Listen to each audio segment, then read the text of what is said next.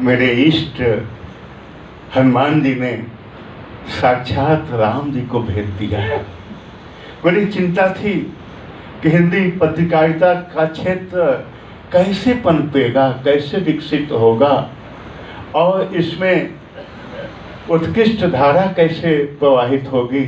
अभी हमने सरस्वती का संपादन किया है, यह विशुद्ध रूप से साहित्यिक है, लेकिन केवल साहित्य से काम नहीं चलेगा। अध्यात्म के बिना भारत का विकास संभव नहीं है, भारतीय जनमानस का उत्थान उत्कर्ष संभव नहीं है। तो इसके लिए तो मुझे लग रहा था कि कोई आए, तो आज तो इसी विषय को लेके यहाँ उपस्थित हुए हैं हमारे राम, जिन्हों की हमारे इष्ट ने भेजा। इतने प्रेम से विवल होते हुए उन्होंने आशीर्वाद दिया कि श्री राम आप पत्रिका निकालिए और जो कुछ आप करेंगे वह हिंदी साहित्य जगत के लिए, बल्कि सनातन धर्म के लिए, अध्यात्म के लिए बहुत महत्वपूर्ण होगा। ये आशीष किसके थे? पंडित महावीर प्रसाद द्विवेदी। एक बहुत बड़े विद्वान हुए, संत हुए, तांत्रिक हुए, दर्शनकार हुए, संस्कृत के बहुत अच्छे ज्ञानी हुए, जिनका नाम है महामहोपाध्याय पंडित गोपीनाथ कविराज। बहुत से लोग जो आध्यात्मिक साहित्य पढ़ते हैं, पुस्तकें पढ़ते हैं, उनका नाम सुने होंगे या उनका साहित्य पढ़े होंगे। और जन्म से तो बंगाली थे, लेकिन जब आए तो बनारस में बस गए और उन्होंने विभिन्न आध्यात्मिक धाराओं का गहन अनुशीलन किया, अध्ययन किया। उनकी विद्वता का लोहा देश में ही नहीं विदेशों में भी माना जाता था। लोग बहुत सम्मान उनका करते थे। एक दिन एक उनके अनुगत थे, परिजन थे, जिन्होंने उनके हाथ में अखंड ज्योति पत्रिका रखी।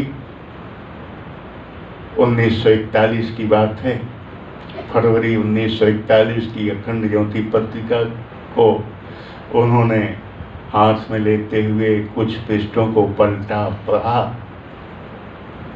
पंडित जी बेचैन हो उठे। वे अनुभवी व्यक्ति थे, उनको लगा कि इसका लेखक, इसका संपादक कोई विशिष्ट आत्मा है और हमें उससे मिलना ही चाहिए। उन्होंने जो उनके साथ थे, राम बच्चन उनका नाम था, उनसे उन्होंने पूछा कि आचार्य जी कहाँ रहते हैं, इनसे मिलना है। उन्होंने कहा भाई आचार्य जी मथुरा में रहते हैं और बहुत व्यस्त रहते हैं। बोले चलो मथुरा चलते हैं। भगवान की कृपा से यह पत्रिका हमारे हाथ तक पहुंची है, तो निश्चित है, मुझे विश्वास है कि भगवान की कृपा होगी तो उनसे, आचार्य जी से मेरी भेंट भी होगी। वे आ गए मथुरा और जब गुरुदेव के निवास की तरफ बढ़ने लगे, जहाँ से गली से उनको मोड़ना था, वहाँ गुरुदेव लालटेन लिए हुए खड़े थे और उन्होंने जैसे ही उन दोनों को देखा, गुरुदेव ने उन्हें प्रणाम किया और सम्मान के साथ कहा चलिए आपके लिए ही मैं यहाँ खड़ा। ले आए तो उन्होंने, गुरुदेव से उनकी उम्र बहुत अधिक थी, लेकिन गुरुदेव को बहुत सम्मान दिया और कहा आचार्य जी मैंने बहुत साहित्य पढ़ा है, दर्शन का हमने विशद अध्ययन किया है, अध्यात्म की कई धाराओं का हमने अनुशीलन अवगाहन किया है। अनुशीलन करने के बाद आज मुझे लगा कि अखंड ज्योति का जो आपका लेखन है वह तो अपने आप में अद्वितीय है। इसीलिए मैं आपका दर्शन करने आया हूँ कि दुनिया में इस धरती पर अपने देश में कौन सा ऐसा मनीषी है जिसकी लेखनी से इतनी अच्छी धारा प्रवाहित हो रही। आचार्य जी, आप सामान्य व्यक्ति नहीं हैं, आप ब्रह्मर्षि हैं। ब्रह्मर्षि का संबोधन दिया किसी अरे गरे व्यक्ति ने नहीं, बल्कि जो ज्ञान के क्षेत्र में जिनकी बहुत अधिक पहुंच थी, पकड़ थी, ऐसे महामहोपाध्याय पंडित गोपीनाथ कविराज ने गुरुदेव के लिए विनोबा जी ने वेद मूर्ति कहा था, बालकृष्ण शर्मा ने पंडित जी कहा था, और ब्रह्मर्षि कहा तो एक ऋषि जैसी आत्मा ने, जिनका नाम है पंडित गोपीनाथ कविराज। कहने का आशय है कि गुरुदेव ने जो एक संकल्प लिया है कि हम अपने विचारों से संसार को बदल देंगे, इस संसार का वातावरण बदल लेंगे, कलयुग की जगह सतयुग की स्थापना कर देंगे, तो उसका आधार उनकी पत्रिकाएं हैं, उनका साहित्य है, उनके ग्रंथ हैं। और जो उनके साहित्य को, उनकी पत्रिकाओं को पहुंचाने में लगा हुआ है, वह उनका सबसे प्रिय व्यक्ति है। गुरुदेव का अंतिम वसंत 31 जनवरी 1990, जब वसंत पर्व नजदीक आने को हुआ, तो उन्होंने जो निकट के परिजन थे उनसे कहा कि मैंने जीवन भर लोगों को कोई न कोई संदेश दिया है, और अब मेरा मन है कि जो वसंत है इस पे भी मैं एक संदेश दूं। तो उन्होंने एक पत्रक लिखवाया 8 पृष्ठ का, जिसका नाम था वसंत पर्व पर महाकाल का संदेश। सफ़ेद कागज पे आप लोगों ने देखा होगा, और उस समय वो खूब बटा था। तो उस पत्रक की जो लिखावट थी, उसमें जो मैसेज था, मैटर था, उसमें गुरुदेव ने 7 सूत्र दिए थे। उन्होंने कहा वसंत पर्व आप लोग हर साल मनाते हैं, इस साल भी मना रहे हैं, तो इस साल ये हमारे जो 7 सूत्र हैं या संदेश के 7 भाग हैं, उसे आप अवश्य पढ़िए। तो उस पत्रक के पहले संदेश में गुरुदेव ने लिखा था कि आप लोग हमको, माता जी को अपने पास महीने में एक दिन बुलाना चाहते हो कि नहीं?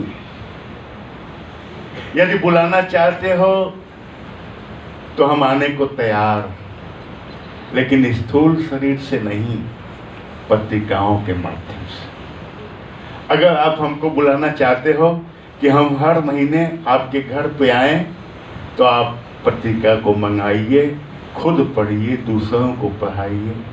ये उनके अंतिम वसंत का पहला संकेत था, जिसे परिजनों के लिए दिया कि आप हमको अवश्य अपने यहाँ बुलाइए। इसका मतलब कि पत्रिका को मंगाना मानो गुरुदेव को अपने यहाँ अतिथि के रूप में बुलाना है, सम्मान देना है, उनका सत्कार करना है। कितनी अधिक लगन थी। हम आप अंशदान के बारे में सुनते हैं, अंशदान के बारे में कभी कभी कुछ गलतफहमी हो जाती है कि अंशदान हम निकालते हैं तो कितना निकालें, और कितना निकालें तो कहाँ दें, शांति कुंज दें कि तपोभूमि दें कि अपने शक्ति पीठ में दें। कई बातें अंशदान से के संबंध में उभरती हैं। हमारे भाई लोग जब क्लास लेंगे तो आपको विस्तार से समझाएंगे। अभी तो हम केवल इतना कहना चाहते हैं कि जो अंशदान दीक्षा के समय निकालने के लिए हम संकल्पित होते हैं, वह अंशदान गुरु जी का शिष्य बनने का जो एक मानो शर्त है, एक नियम है, एक अनुशासन है, वह अंशदान केवल और केवल साहित्य के लिए होना चाहिए। इसमें आप कभी मत सोचना कि इस अंशदान का पैसा हम कहाँ भेज दें, किस काम में लगा दें, कैसे खर्च कर दें, क्योंकि वह इतना नहीं होता कि आप और कुछ कर सकेंगे उस पैसे से। 10 पैसे उस समय चलता था, ₹3 महीने में एकत्र होते थे, तो पत्रिकाओं पुस्तकों में ही वह पैसा लग जाए वही काफ़ी था, अन्य के लिए कहाँ से बचता था। लोग कहते हैं कि आज हम कितना निकालें, उस समय तो 10 पैसे में काम चलता था, आज तो महंगाई है, 20 पैसा दे दें, 50 पैसा दे दें, ₹1 दे दें। नहीं, आप एक हिसाब लगाइए। गणित के हम लोग विद्यार्थी हैं या नहीं हैं तो समझने वाले हैं, क्योंकि जब गुरुदेव 10 पैसे और 1 घंटे का समय उन्होंने निर्धारित किया था, उस समय अखंड ज्योति का वार्षिक शुल्क केवल ₹6 था।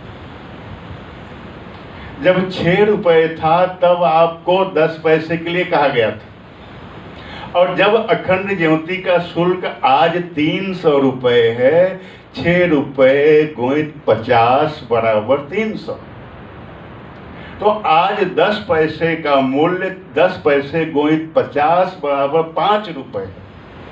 एकदम स्पष्ट है, कोई इसमें संशय नहीं, कोई दुविधा नहीं, कोई और बात नहीं कि हम 20 पैसे निकालें कि 50 निकालें कि 1 निकालें कि 2 निकालें कि 3 निकालें। यदि आप गुरुदेव के 10 पैसे का अनुशासन मानते हैं तो जैसे ₹6 की जगह आज अखंड ज्योति ₹300 में है वार्षिक शुल्क, वैसे वो 10 पैसा 50 गुना यदि उसका कर दिया जाए तो उसी हिसाब से ₹5 होता है।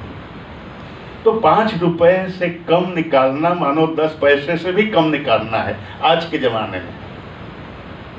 और यदि हम ₹5 निकालते हैं तो साल में 365 दिन के हिसाब से 1825 होते हैं, ₹2000 मोटा मोटी आप मान लीजिए। तो कम से कम हर व्यक्ति का, हर परिजन का ₹2000 पत्रिका और साहित्य के लिए प्रतिवर्ष अवश्य ही निकलना चाहिए। उसमें जो है और किसी काम के लिए नहीं। गुरुदेव ने कहा कि 1/3 जो आपका ये अंशदान है, ये नित्य अंशदान है, नियमित अंशदान। ये जो है 1/3 पत्रिका के लिए, 2/3 साहित्य के लिए। अब नित्य नियमित इस अंशदान के बाद अब आप दूसरा अंशदान निकालेंगे, उसे कहते हैं आवश्यकता परक अंशदान या नैमित्तिक अंशदान। नैमित्तिक अंशदान क्या है कि किसी निमित्त के चलते, जैसे यहाँ मान लीजिए गायत्री मंदिर का पुनर्निर्माण हो रहा है, तो इसके लिए आप जो उस 10 पैसे वाले में से